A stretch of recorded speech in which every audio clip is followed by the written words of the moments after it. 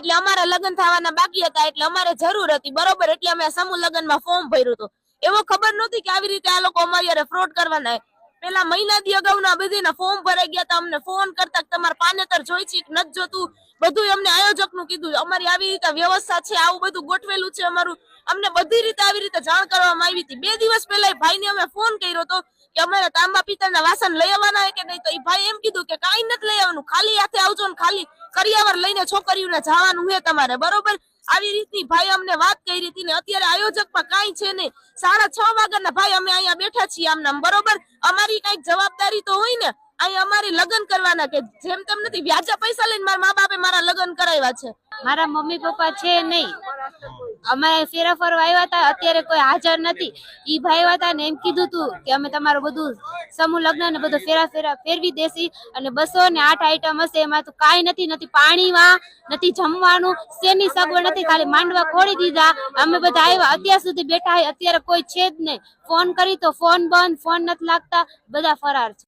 રાજકોટમાં સમૂહ લગ્નમાં એક વિચિત્ર ઘટના સામે આવી છે. શહેરમાં એક સમૂહ લગ્નનું આયોજન કરવામાં આવ્યું હતું, જ્યાં વર અને કન્યાઓ બંને તૈયાર થઈને ફેરા ફરવા માટે પહોંચી ગયા હતા અને સાથે તેઓના સગા સ્નેહીઓ પણ પહોંચી ગયા હતા. પરંતુ માંડવે પહોંચતા જ ખબર પડી કે આયોજકો તો ફરાર થઈ ગયા છે. 28 જેટલા યુગલો પ્રભુતામાં પગલાં પાડવાના હતા, પરંતુ આયોજક જ ફરાર થઈ જતા ભારે ચકચાર મચી હતી અને સાથે જ માંડવે પહોંચેલી કન્યાઓના આંખમાં પણ આંસુ જોવા મળી રહ્યા હતા.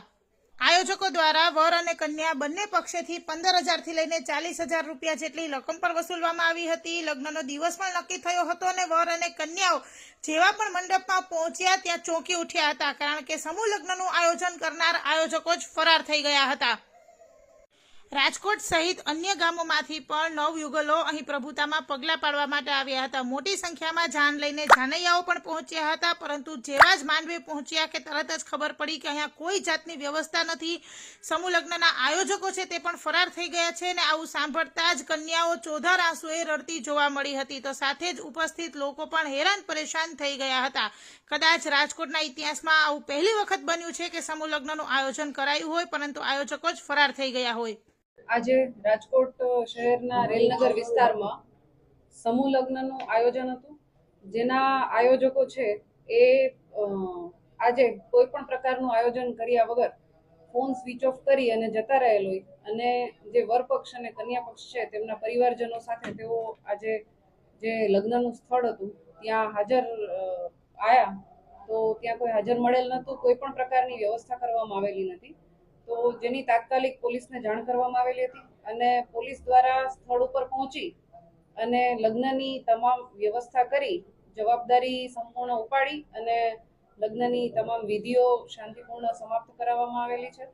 સાથે સાથે જે પણ દીકરીઓ છે ત્યાં 6 લગ્ન કરવામાં આવેલા હતા, એ બધા માટે કરિયાવરનું પણ પોલીસ દ્વારા સામાજિક સંસ્થાઓની મદદથી વ્યવસ્થા કરવામાં આવેલી હતી. સાથે આ જ રીતે સંસ્થાઓ અને દાતાઓની મદદથી જમણવારનું પણ આયોજન કરવામાં આવેલું હતું.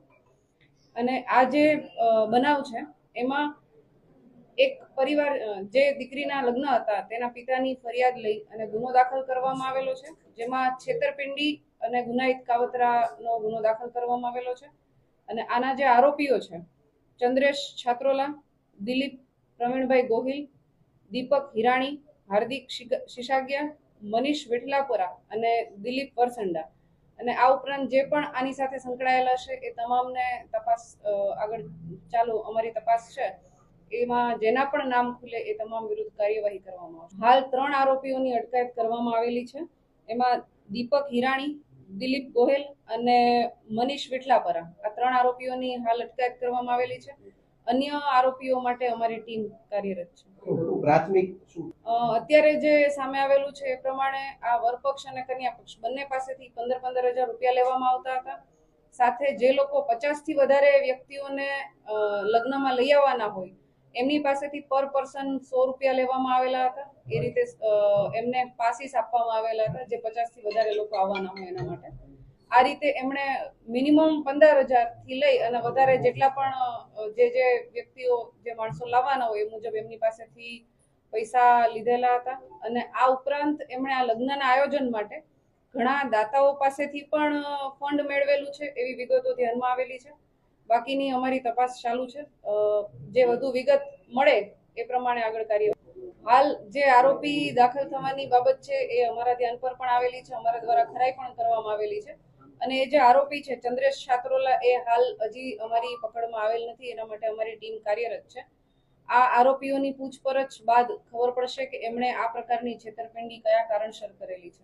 એવું કોઈ સ્પેસિફિક હાલ ધ્યાન પર આવેલું નથી, પણ અમારી તપાસ ચાલુ છે. પ્રાથમિક હજી આરોપીઓ જસ્ટ અમે અટક કર્યા જ છે, એટલે આરોપીઓની પૂછપરછ ચાલુ છે. અને પ્રાથમિક જે જાણવા મળેલ છે એ પ્રમાણે 2023માં પણ આ પ્રકારનું એમણે કરેલું હતું, અને એ બાબતે ગુનો પણ દાખલ થયેલાનું ધ્યાન પર આવેલ છે, પણ આ બધી જ વિગતો હજુ મેળવવા પર ચાલુ છે.